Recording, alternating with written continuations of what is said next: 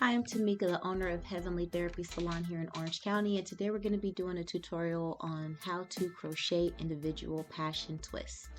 We always want to start with a clean head of hair, and once we get everything parted and we're on our way to individualize all of the client's hair. Now you don't want the parts to be too small because then you'll have a ton of braids and a ton of locks, and that's going to weigh everything down on the client's head.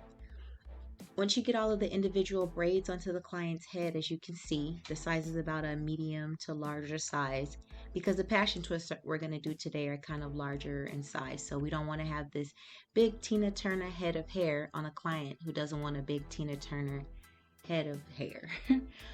Once we get all the individuals, then we're going to start with the passion twist.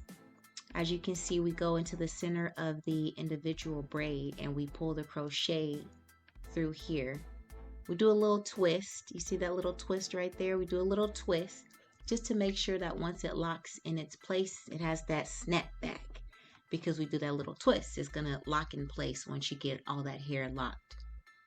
You're going to go into the center of the lock here because we're going to now insert that crochet tool into the center and pull the hair through.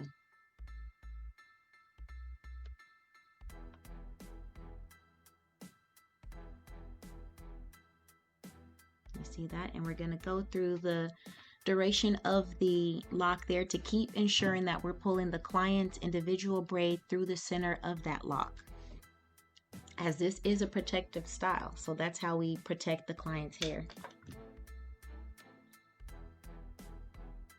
Once we get everything all pulled up and pulled through, we've just completed her curly passion twist approximately 4 hours later. Don't forget to hit the like button, subscribe, and follow for more tutorials and insight on the braiding world. Heavenly